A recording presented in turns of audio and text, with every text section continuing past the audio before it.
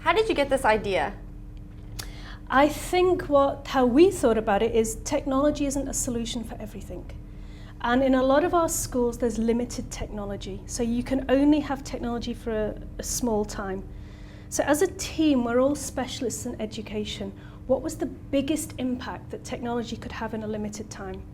There's a lot of things it can do. So that's why we thought, if it can reduce the admin load, if it can help show like a learning navigator, where are the learners? How do we get them to where they need to be?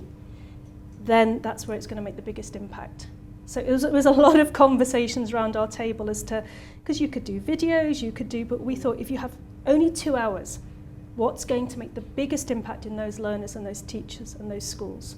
And that's why we came up with that. Do you think we should look at transitioning the same way of learning and teaching to other subjects? Yes, absolutely. We partner with a Silicon Valley firm called Guru, which takes the same premise, but it's big data. When you log on in Amazon, they know what to suggest to buy because they have all the data. And they have a platform for any subject that's free. Wow. And they have piloted it in all subjects. So we are making it work in maths, but it's just a model. We're saying now, this is how you do it. Do it in any subject. If you create the content, but you have to have the teacher support. Technology will never solve an education problem. It's getting the teachers to use the technology and the schools to use it that is actually going to make the change. Have you encountered resistance from teachers at all? Sometimes, yes. Yes. How do you deal with that? I think the best way to deal with it is we're actually trying to help them in their job. And if you are willing to not just drop and run and spend time with them, a lot of our programs take 1 to 2 years of support. And then teachers actually realise, once they get over their initial fears of technology, that actually it's helping them, because teachers are in the profession because they want to make a difference with learners.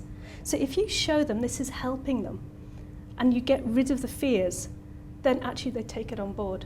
And in fact, to be honest, some of our most resistant teachers are now some of our most passionate advocates. Wow. Because it's not that they didn't like it, they just needed to be convinced that it made a difference in their classroom. And we know it does. And in fact, our strongest supporters are often their colleagues. It's not us arguing, it's their colleagues. But look at the difference it made in my class. It's like, okay. So it makes a difference. Does it cost money for a school to implement a program like this? At the moment, yes. Yes. So we have a fee for using the program, and it's a one-off fee across the school.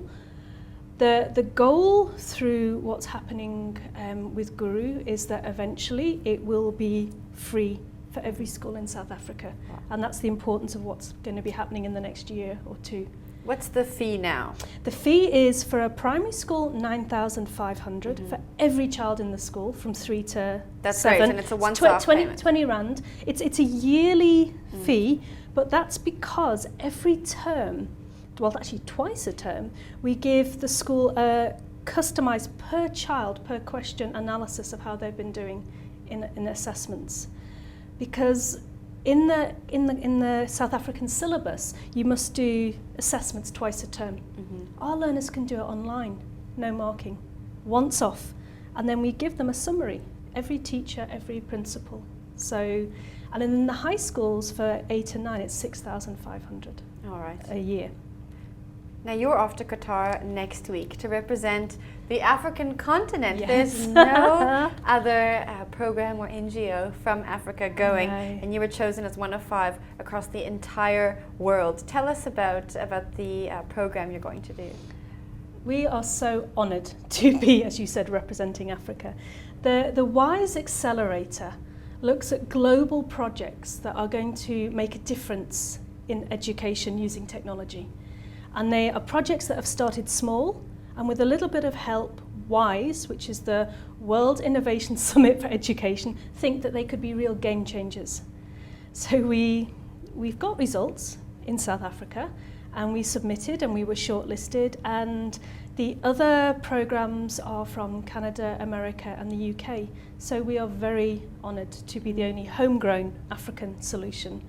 And then this year means we're going to be mentored by the Qatar Foundation, oh, wow. which is huge, and exposed to the global education community for support.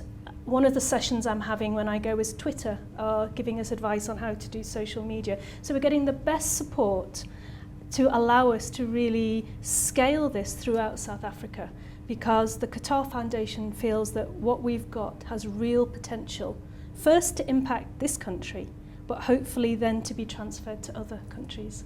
Where would you like to see Green Shoots go? How do you see it unfolding? Actually, our vision for Green Shoots is for Africa. It's always been for Africa. We start in South Africa, but what we do can be transferred to any African nation.